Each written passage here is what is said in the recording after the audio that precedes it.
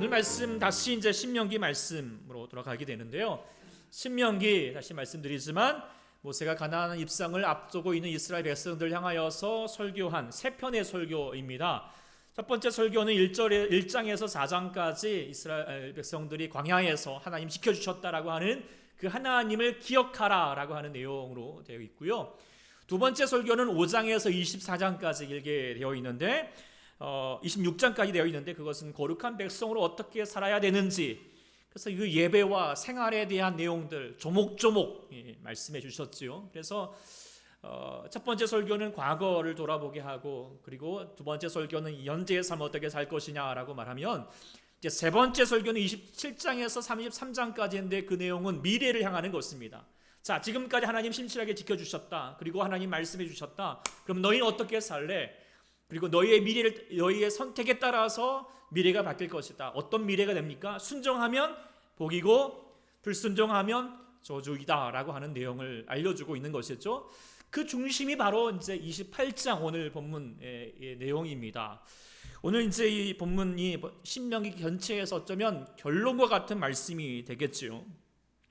근데 여러분들이 이제 큐티 하셨으면 아시겠지만 이 복과 저주에 관한 말씀인데 복에 관한 내용이 많을까요? 저주에 관한 내용이 많을까요? 아시는 분은 벌써 대답하셨는데 저주에 관한 내용이 5번에 되어 나갔습니다. 근데 의아하지 않습니까? 우리 하나님은 사랑의 하나님이시고 긍휼이 많으신 분, 의의 하나님이신데 웬 저주를 그렇게 막 쏟아내시는 건가 우리가 생각하게 되잖아요. 그런데 우리가 조금 일상을 돌아보아도 조금 이해할 수 있을 것 같습니다. 우리가 때로는 누군가가 나에게 야, 너 조심해야 돼. 그렇게 하면 큰일 난다. 그렇게 살다가 너 인생 힘들어져. 뭐 이렇게 얘기하는 사람, 누가 그런 말을 합니까? 갑자기 길 가던 아저씨가 합니까?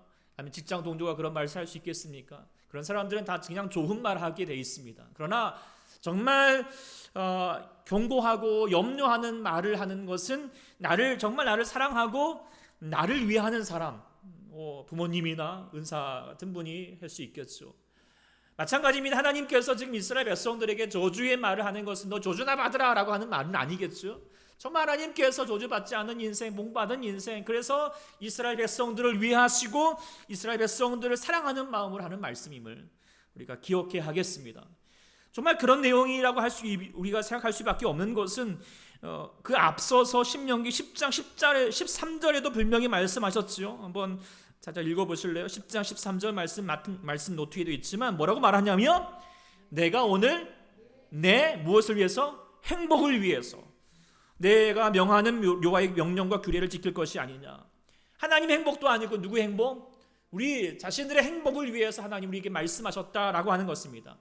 이 하나님의 행복, 우리 하나님의 마음, 하나님 마음을 오해하지 않고 먼저 우리가 28장을 봐야 한다라고 하는 것을 먼저 말씀을 드립니다. 근데 저는 이제 오늘 28장 중에서 복과 저주 중에서 복에 관한 말씀을만 전하고자 합니다. 물론 비중으로 보면은 저주의 말씀을 전해야겠지만 저는 아직 마음이 여려가지고 혹시라도 저주 받으라라고 하면 혹시 마음에 시험이 드실 것 같아서. 근데 물론 이제 그 하나님 말씀에 더 귀를 기울이고자 하시는 분은 저주에 관한 말씀도 마음에 새겨야 합니다. 그래야지 진짜 살아있는 성도가 됩니다. 근데 저는 하여튼 일단 복에 관한 말씀만 전하고자 합니다. 자, 오늘 본문을 보면 어떤 사람이 복을 받는가 이야기를 하죠. 명확합니다. 1절에 뭐라고 되어 있죠? 내 하나님 여호와의 말씀을 삼가 듣고 오늘 내가 내게 명령하는 그의 모든 명령을 지켜 행하며, 2절에는 내 하나님 여호와의 말씀을 어떻게 하면? 청종하면. 간단하면 뭐예요? 하나님 말씀에 순종하는 삶을 살면 복 받는다는 것입니다. 그러면 어떤 복을 받는가? 3절에도 말하죠. 성읍에서도 복을 받고 들에서도 복을 받습니다. 그리고 또 내 자녀, 몸의 자녀와 토지의 자산과 내 짐승의 새끼와 소와 양의 새끼가 복을 받고 강조리와 떡 반죽 그릇이 복을 받고, 이거 다 우리의 삶의 가정, 직장, 뭐 일하는 모든 것들. 그래서 또 뭐라고 말합니까? 내가 들어와도 복을 받고 나가도 복을 받는다. 우리의 삶의 모든 전체적인 영역에서 복을 받게 된다라고 말하고 있죠. 그뿐만 아니라 7절 이하로 더 보면은 적들이 한 길로 왔다가 이렇게 7길로 도망가게 될 것이다. 때에 따라서 비를 내려주시기도 하고 꾸어질 줄 알아도 꾸지 아니할 것이고 머리가 될지언정 뭐라고 하죠? 꼬리가 되지 않는다. 이런 많이 들어보셨죠? 언제 하죠? 축복의 기도를 할 때 이렇게 기도하게 되는데 그런 축복의 말씀이 여기서 선포되고 있습니다. 근데 이런 말씀 우리가 쭉 보면서 깨닫게 되는 것은 뭐냐면 하나님께서 우리의 현실의 삶을 잘 되기를 원하신다라고 하는 것을 깨닫게 되는 거예요. 우리 하나님은 현실적인 목을 무시하지 않습니다. 하나님은 우리의 영혼의 충만만을 원하는 게 아니고 우리 영혼이 잘된 것 같이 범사가 잘되고 강건하기를 원하실 주님이신 줄 믿습니다. 아멘. 그 하나님이 우리 하나님이 얼마나 귀하신 분이에요. 은혜로우신 분인가요? 그런데 이렇게만 생각하면 우리 하나님과 세상 이방 종교의 하나님과 별 다를 바 없는 것 같잖아요. 그런데 사실 그렇지가 않습니다. 하나님이 주시는 복은 세상이 주는 복과 세상이 원하는 복과 다르다는 것이죠. 우리가 그것을 분명히 잘 알아야 할 줄 믿습니다.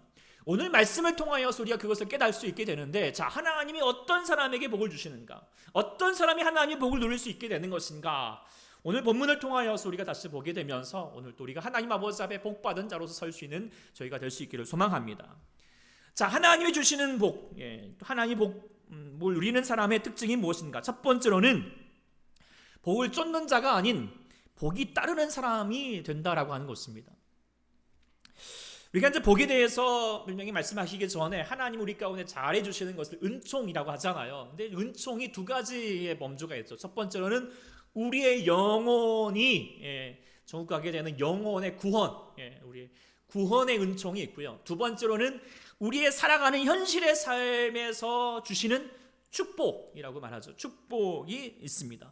그런데 구원과 축복은 하나님의 역사에 있어서 절대적인 차이가 있어요. 구원은요, 하나님의 전적인 은혜로 이루어집니다. 우리의 노력이 중요하지 않습니다.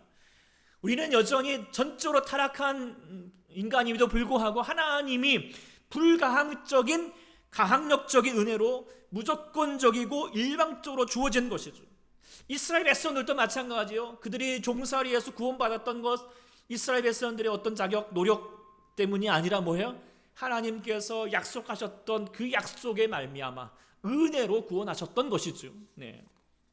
무엇보다 우리가 예수 그리스도로 말미암아 구원을 얻은 것도 무엇이죠? 우리가 잘나서도 아니고 우리가 노력도 아니고 뭡니까? 오직 하나님의 은혜인 줄 믿습니다. 그래서 구원의 은총은 우리의 노력과 상관없습니다. 그런데요, 하나님의 축복, 그 축복은 다릅니다. 우리의 노력이 필요할까요? 필요 없을까요? 필요합니다. 축복은 필요합니다. 우리의 행함과 유기적인 함수 관계가 있어요. 우리가 하나님께 순종하면 어떻게 해요? 복을 받고요. 그런데 불순종하면 어떻게 된다고 그랬죠? 저주를 받는다. 우리의 행위에 따라서 하나님의 역사가 달라진다는 거예요. 서로 상관적입니다. 그러니까 우리가 하나님 아버지 앞에 축복을 받기 위해서는 우리가 노력을 해야 될까요? 안 해야 될까요? 노력을 해야 합니다. 복 받기 위해서 노력을 해야 합니다. 그런데 중요한 건 뭐냐면 우리가 복을 얻기 위해서 노력을 해야 하지만 복이 우리의 목적이 되어서는 안 됩니다. 축복이 우리의 목적이 되어서는 안 된다는 거예요. 이게 미묘한 차이가 있지만 분명히 구분될 수 있습니다. 복이라고 하는 축복은 우리의 신앙생활에 있어서 수반되는 결과이지 목적이 아닙니다. 축복은 그것 자체를 구한다고 해서 구해지는 것이 아니라 축복이 받기에 합당한 삶을 살면은 자연스럽게 우리가 따라온다는 것이죠. 좀 더 극단적으로 말하면 여러분들이 하나님 말씀대로 사는 자라면 특별히 하나님 아버지 앞에 이것 따라 저것 달라 구하지 않더라도 하나님께서 그 모든 것을 아시고 모든 것을 더해 주실 줄 믿습니다. 이게 하나님의 역사이죠. 그렇다고 해서 복을 구하지 말라는 것은 아닙니다. 그럼 뭐 하라는 건가? 이렇게 말할 수 있겠지만 어쨌든 우리가 축복을 목적으로 삼지 말라는 거예요. 하나님이 알아서 주신다는 거죠. 그것에 대하여서 세상도 잘 알려진 바가 있는데 그 연구가 있는데 미국의 스롤리 브로틴이라고 하는 연구소에서 1960년부터 20년 동안 직업 선택 동기에 따른 부의 축적 여부에 대한 논문을 발표를 했는데 연구소에서 미국의 아이비리그 아주 훌륭한 대학 졸업생 1,500명을 대상으로 해서 당신이 졸업을 하고 나서 직장을 선택할 때 어떤 직장을 선택합니까? 또 말할 때 83% 1,245명이 봉급이 많고 승진이 빠른, 한마디로 말하면 돈 잘 주는 연봉 빵빵한 직장을 선택했다라고 합니다. 그리고 나머지 17% 255명만이 자기가 하고 싶은 일, 즉 자신이 좋아하고 정말 소중하다고 생각하는 일을 선택했다라고 합니다. 그리고 나서 20년 후를 추적을 해보니 그들의 재산 정도를 확인해 왔습니다. 자, 어떤 사람이 부자가 되었을까요? 돈 많이 준 직장을 선택한 사람이 부자가 되었을까요? 희한하게도 그러지 않더라는 거예요. 백만장자가 그 중에서 약 101명이 나왔는데 그 중에서 한 명 빼고 100명은 정말 좋아하는 일, 가치를 두고 뭔가 정말 그 일에 속하여 직장을 삼았던 사람이 더 돈을 잘 벌다라는 거죠. 이건 뭘 말하죠? 돈을 쫓는 사람이 돈을 버는 것이 아니라 자신의 재능과 가치를 구하게 될 때 돈도 어떻게 해요? 자연스럽게 따라오게 되더라. 이게 세상의 발표입니다. 하나님의 복사는 더 합니다. 오늘 본문은 이제 우리가 보면은 복을 받는다라고 하는 말씀을 계속 하지만 이 복을 받는다라고 하는 단어가 영어로 이제 어떻게 말하냐면 blessed라고 하는 단어를 써요. blessed라고 하는 단어를 쓰는 것은 뭐예요? 수동태라고 하는 거죠. 수동태는 뭐예요? 내가 복을 받는 것이 아니라 뭐예요? 복이 주어진다는 거예요. 내가 붙잡는 것이 아니라 복이 나에게 주어지는 것이다 라고 그렇게 얘기를 하는 거죠. 마치 우리가 복을 물처럼 여기면 돼요. 그런 말 자주 드렸지만 물은 그냥 붙잡으라면 붙잡힙니까?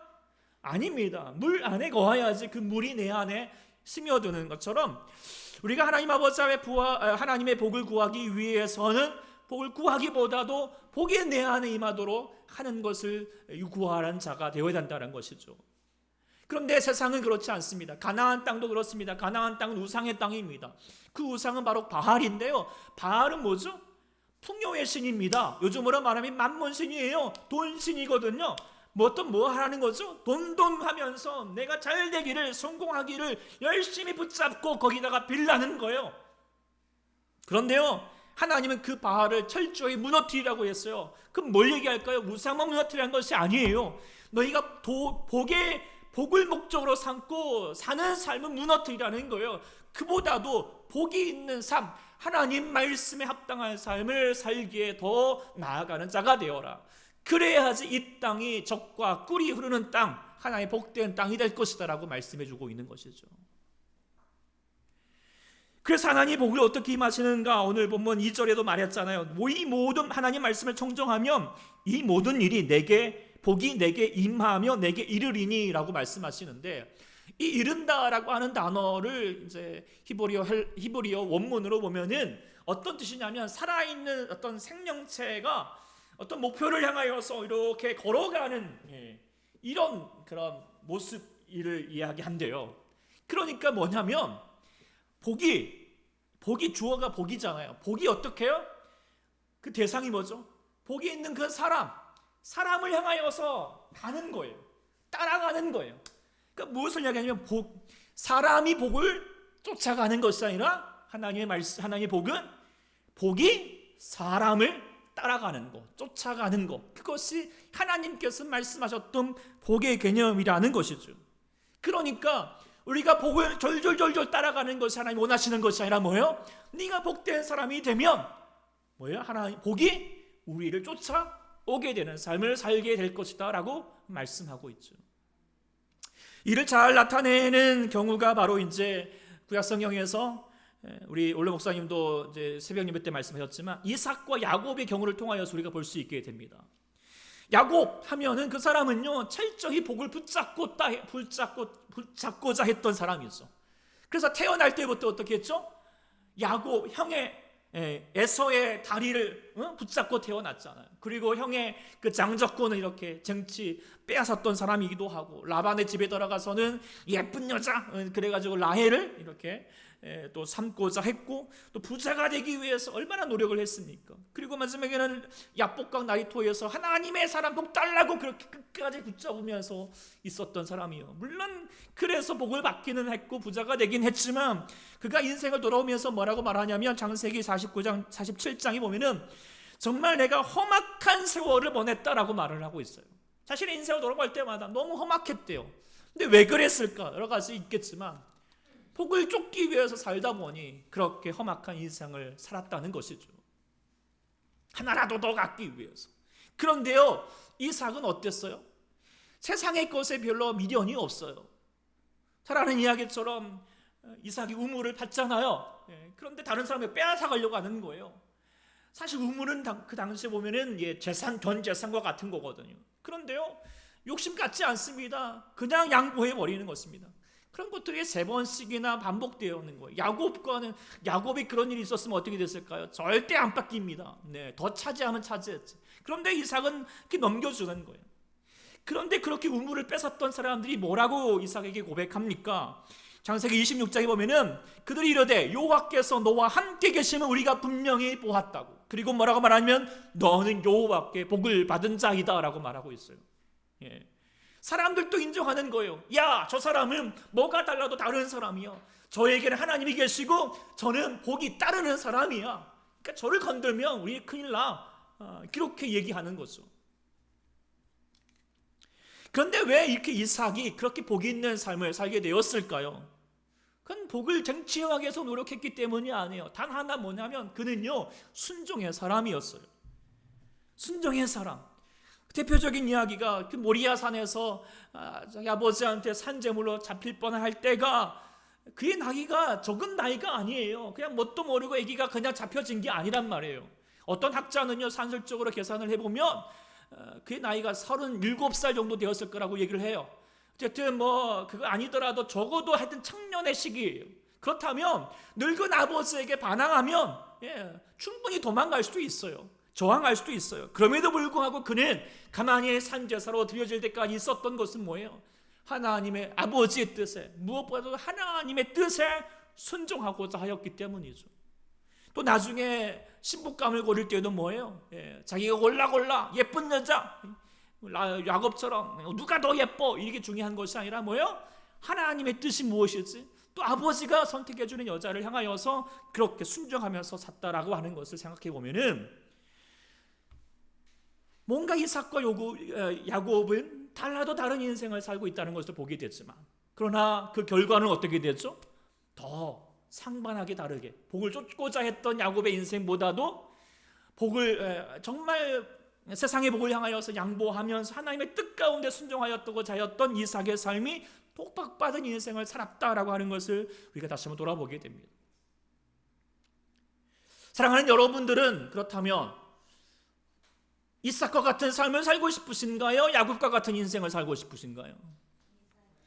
어떤 친구들은 일부 예배 때는 그래도 나는 야곱일 거예요, 막 그렇게 얘기하기도 하는데, 그러나 하여튼 아이들은 좀 그렇게 좀 이렇게 끈덕지는 맛이 좀 있긴 있어야겠지만, 그래도 이삭과 같은 삶이 여러분들 가운데 이루어질 수 있기를 소망합니다. 그런데 우리가 때로는 많은 사람들이 예수 믿을 때 야곱처럼 살려고 합니다. 복 있는 삶보다도 복 자체에 그냥 목적을 두고 그것만 구할 때가 많죠. 그래서 주일 예배가 있어도 어떤 부모님들은 자녀들 학원 먼저 보내야 된다고 그냥 그게 먼저라고 그렇게 하시는 분도 있고요. 우리는 없겠지만 어쨌든 또 사업과 가정일이 하여튼 주일 예배 하나님께 나아가는 일보다도 더 우선 자녀가 무슨 일이 생겼다 그러면 거기 먼저 그냥 쫓아가는 일들을 당연스럽게 여기는 분들도 있고, 당장의 이익을 위해서 하나님의 선한 방법은 뒷전인 사람도 있습니다. 먹고 사느라고 바쁘다는 핑계로 그래서 말씀 보고 기도하는 일에 게을리하기도 합니다. 그런데요, 그렇게 되면은요, 죄송하지만 정말 먹고 사는데 바쁘게 될 거예요. 물론 다들 수고 많으시지요? 다들 현실에서 더 잘 살아보려고 하는 마음일 것입니다. 그러나 그리스도의 사람은 우리가 무엇에 더 수고해야 될 것인가, 무엇을 먼저 구해야 될 것인가 라는 것을 분명히 알고 행동하는 자가 되어야 할 줄 믿습니다. 우리가 복을 먼저 구하는 인생이 아니라 하나님의 말씀에 따라서 나아가는 자, 그래서 복이 있는 인생을 되는 것에 우리가 목적을 두고 살아가는 저와 여러분 될 수 있기를 소망합니다. 그리할 때 하나님께서 여러분들 가운데 더한 복으로 채워주실 줄 믿습니다. 두 번째로 생각할 수 있는 하나님의 복 특징이 뭐냐면, 하나님의 말씀을 삼가 듣고 그 말씀을 청정하는 사람에게 주의 복이 임한다라고 하는 것을 볼 수 있게 되죠. 제가 이제 오늘이 아니라 어제 이제 말씀을 거의 작성하고 나서 유튜브에 이제 오늘 제목에 맞춰서 복이 따르는 사람이라고 하는 제목을 한번 쳐봤어요. 이제 다른 목사님도 어떻게 또 설교하시나 이 제목을 가지고 왔더니 어떤 영상이 맞느냐? 설교는 별로 없고요. 사주팔자, 관상, 풍수주리 이런 사람이 복 따른다 이렇게 하는 거예요. 저도 하여튼 의도치 않게 그걸 보게 되었는데 거기 보니까 하여튼 그게 뭐예요? 복스러운 기운은 모으고 재수 없는 것들은 떨쳐버려라 뭐 이런 내용이잖아요. 그래서 음양, 오행 하여튼 그런 것들을 잘 고려해서 남자가 여자를 만나도록 또 뭐 집을 가구를 배치할 때에도 또 몇 자리도 그런 거 조심해서 보라고 그러잖아요. 또 보니까 거기서 보니까 지갑 같은 것은 깊숙이 숨겨놓으래요. 아무데나 놔둬버리면 이 재물운이 달아난다는 거예요. 그리고 또 집안에 죽은 물건, 예를 들어서 드라이 플라워 그런 것들 놔두면 안 된대요. 생명의 기운이 거기로 빨려 들어가니까 안 된다는 거죠. 일찍 죽는다는 겁니다. 그리고 또 어떤 사람은 상스러운 물건, 예를 들어서 눈알이 빠진 인형이라든지 망가진 제품들을 방치하지 말라는 거예요. 재수 없다고. 어쨌든 이 밖에도 얼마나 많은지 모릅니다. 그런데요, 그에 대해서 어떻습니까? 사람들이 혹합니다. 믿습니다. 그러면서 댓글 보니까 야, 내가 그동안 왜 재수 없는지 이제 알겠다고 막 그렇게 말하고 당장 내가 드라이 플라워 버렸다고 막 그러는 거예요. 제가 보니까 진짜 우리 집에도 드라이 플라워가 있더라고요. 저걸 버려야 되나? 그런 생각을 가졌을까요? 생각도 안 가졌지만 어쨌든 많은 사람이 그런 거 가졌다는 거예요. 참 잘 순종하죠. 세상 사람들만 그러나요? 하나님 믿는, 예수 믿는 사람들도 그런 말에 잘 귀를 기울이고 저렇게 해야지 복을 받나? 저렇게 하면 내가 재수 없나? 그렇게 생각하는 경우들이 있을까요? 없을까요? 그래서 성경에서 오직 우리 가운데 복이 따르는 비결은 오직 하나잖아요. 뭐예요? 다른 것 없어요. 하나님 말씀 순종하면 복이에요. 하나님 말씀을 참가 듣고 청정하는 자가 복이라고 하는 거, 그것은 성경에서 끊임없이 강조하고 있는 내용이잖아요. 그렇죠? 다른 것 없어요. 그렇다면 우리가 생각해 봅시다. 하나님 말씀에 삼가 듣고 청정한다는 게 뭘까요? 여러 가지로 우리가 생각해 볼 수 있겠지만 먼저 고려할 수 있는 것은 먼저 하나님 말씀에 자신의 생각과 고집을 내려놓고 수정할 수 있는 것이겠죠. 제가 이제 이번 주에 한 TV의 퀴즈 프로그램에 보니까 다음과 같은 질문을 했어요. 여러분들 맞춰보십시오. 미국의 한 여론조사 전문기관에 따르면 연봉이 높을수록 이런 말을 자주 한다고 합니다. 연봉 10만 달러 이상의 사람들이 92%가 자주 하는 말로 미국에서 가장 돈 되는 말로 꼽히는 이 말이 무엇일까요? 어떤 말을 자주 해야지 돈이 잘 벌어질까요? 뭘까요? 돈 많이 버세요. 이런 말일까요? 재밌게도 뭐였냐면 I am so sorry. 뭐예요? 죄송합니다. 미안합니다. 이런 말이라는 거예요. 왜 그런가 싶은데 이제 그 문제를 풀어가는 출연자 중에 김창옥 씨라고 소통 전문가, 그 사람이 이제 얘기를 하는데 참 설득력이 있었습니다. 뭐냐면 사람이 이제 소통을 하는 데 있어서 가장 큰 적은 뭐냐면 자존심이라는 거예요. 자존심. 그래서 최악은 뭐냐면 자존감은 낮으면서 자존심만 센 사람이 있어요. 그럼 뭐예요? 남의 말은 절대 안 듣습니다. 자기만 고집하고 살아가는 거죠. 절대 미안하는 말 안 하는, 실수 인정하지 않습니다. 그러나 자존감이 높은 사람은 실수를 지적받아도 어떻게 해요? 그 실수를 인정하고 빠르게 수정하려고 한다라고 하는 거예요. 그래서 성공한 사람들은 그래서 어떤 사람들이에요? 자존심은 낮추고 자존감이 높은 사람들인데, 그런 사람들은 한결같이 누군가에게 미안합니다, 실수합니다라고 하는 말을 잘 얘기할 수 있는 사람이 될 수 있다는 거예요. 상당히 일리가 있잖아요. 그렇죠? 근데 제가 이 말을 들으면서 오늘 말씀에 적용해 보니까 그런 거예요. 하나님 앞에서 복된 사람, 어떤 사람이 복을 받는 사람인가 라고 봤더니 하나님 말씀하실 때 어떤 사람? 자기 자존심, 쓸데없는 자존심 세우는 것이 아니라 하나님 말씀 앞에 내가 잘못된 점이 있으면 I am sorry 하는 거예요. 회개하는 거예요. 그리고 뭐예요? 자기가 다시 되돌리고 다시 수정하여서 하나님 말씀의 삶을 살겠노라고 다짐하면서 행동하고자 하는 사람, 그런 사람이 되자는 거죠. 사랑하는 여러분들 어떻습니까? 하나님의 말씀 앞에서 자신의 뜻을 고집하지 않고 잘 살려고, 잘 수정하려고 노력하십니까? 또 사람들 앞에서도 뭐 미안합니다, 죄송합니다 그런 말 자주 하시나요? 하시나요? 잘 하실 수 있기를 소망합니다. 그러면 여러분들 내년 연봉 쑥쑥 올라갈 거라고 생각하게 됩니다. 꼭 그런 건 아니지만 하나님께서 주의 말씀 앞에 자신의 삶을 잘 수정하고 고치려고 노력하는 사람이 하나님 말씀 앞에 더 복된 사람이 될 수 있다고 하는 것을 생각하게 된다는 것이죠. 그런가 하면 하나님 말씀을 삼가 듣고 청정한다는 것은 뭘까 보면은 그것은 결국 돌아보면은 믿음의 문제죠. 믿음의 문제. 하나님 말씀을 순종한다라고 하는 것은 그 말이 맞다라고 하는 거죠. 내 생각과 내 경험이 어긋난다 할지라도 하나님의 방법과 하나님의 생각이 나보다 더 뛰어나시다, 더 옳은 방법이다, 그것을 믿고 나가는 것이겠죠. 그리고 하나님은 또 구한 그것을 요구하시잖아요. 가장 뭘 요구하세요? 우리 가운데 믿음 요구하시잖아요. 하나님께서 오늘 복과 저주에 관한 말씀 28장 이 말씀을 사실 이제 여호수아 8장에 보면은 이스라엘 백성들이 예발산과 그리십산의 쌍편에 서가지고 그 말씀을 이렇게 선포하도록 했어요. 그런데 그 말씀이 어느 시점에 선포되었는가 우리가 좀 생각해 볼 필요가 있는데, 어느 시점이냐면 바로 여리고성 사건과 아이성 사건 다음에 이어지는 거예요.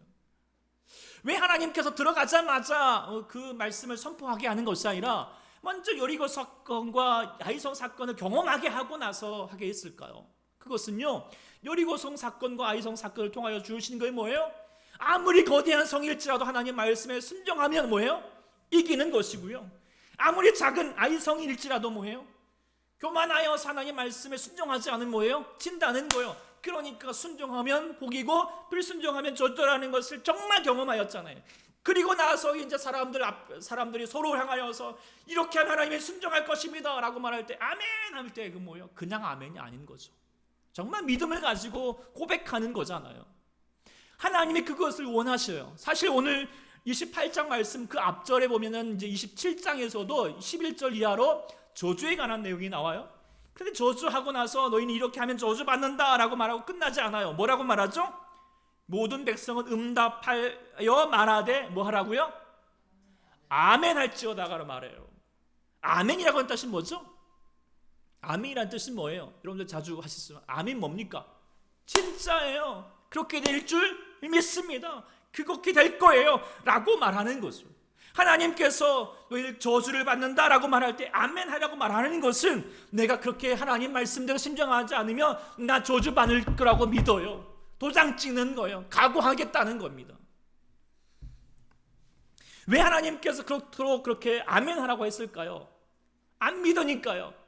아무리 하나님께서 그렇게 하면 너 저주 받을 거야, 너 그렇게 하면 너 정말 망한다, 심한 정말 말까지도 얘기함에도 불구하고 믿지 않은 거예요.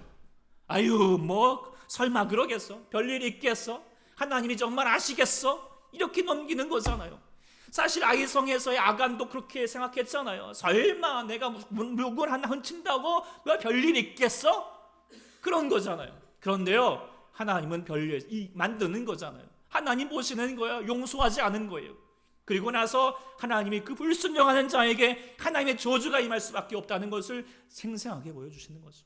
그러니 이스라엘 백성들이 그 저주의 말씀 앞에 또 순종의 말씀 앞에 아멘 하는 것은 우리가 그냥 말하는 것과 습관적으로 말하는 것과 다른 거겠죠. 그리고 하나님이 그걸 요구하신다는 거예요. 그 하나님 말씀 앞에 믿음을 가지라는 것입니다.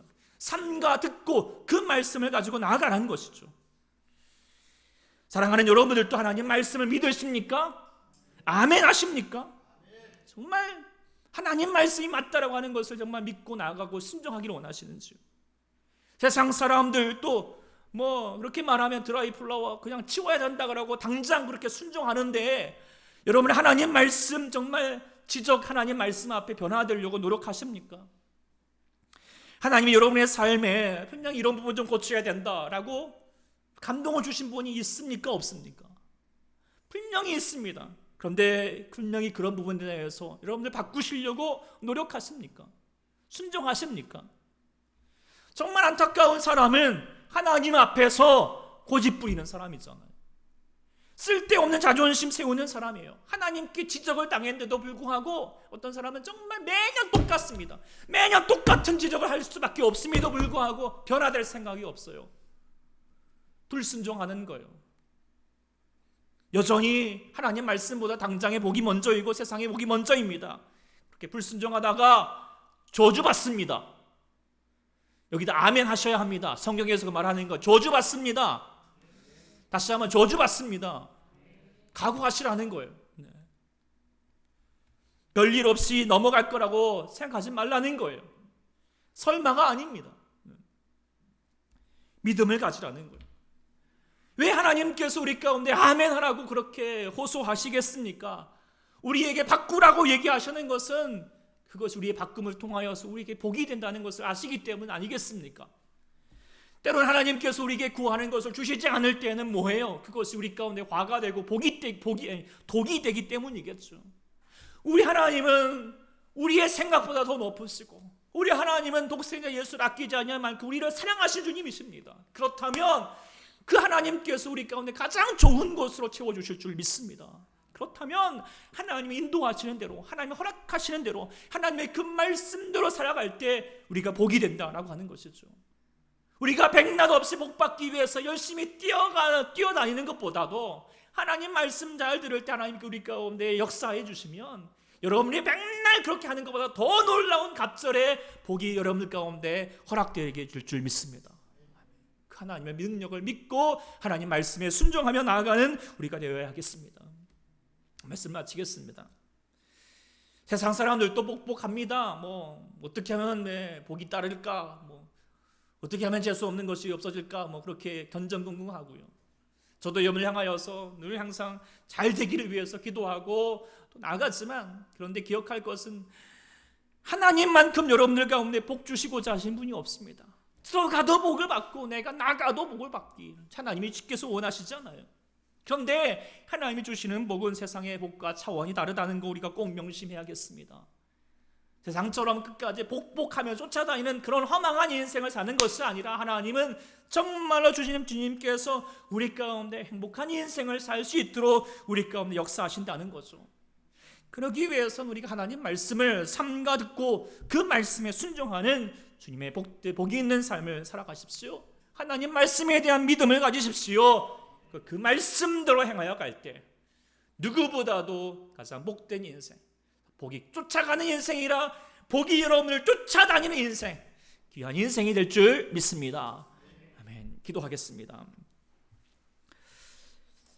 거룩하신 하나님 아버지, 오늘 또 주님 복의 근원 되신 주님께서 우리 가운데 우리에게 한량없는 복을 허락하시고 통하여서 하나님의 복된 인생을 살아가게 하시는 주님, 우리가 무엇보다도 세상의 복, 또 세상에서 하는 세상의 복을 구하는 방법으로 복복하면서 살아가는 저희가 되지 않게 하시고 하나님 말씀 따라 살아가면서 하나님 복이 있는 인생, 하나님 말씀을 전하는 인생을 살아갈 수 있게 해주셔서 우리 가운데 주님의 도우시는 손길, 우리 가운데 부어주시는 주님의 놀라운 역사를 통하여서 하나님 복의 사람이 되게 하실 줄 믿습니다. 하나님, 우리 사랑하는 모든 성도들이 주의 말씀에 귀를 기울이고 그 말씀에 향하여서 우리의 모든 자존심을 내려놓고 하나님 말씀에 순종하면서 나아가는 우리 모두가 될 수 있도록 역사하여 주시옵소서. 간구하오며 예수님의 이름으로 간절히 기도하옵나이다. 아멘.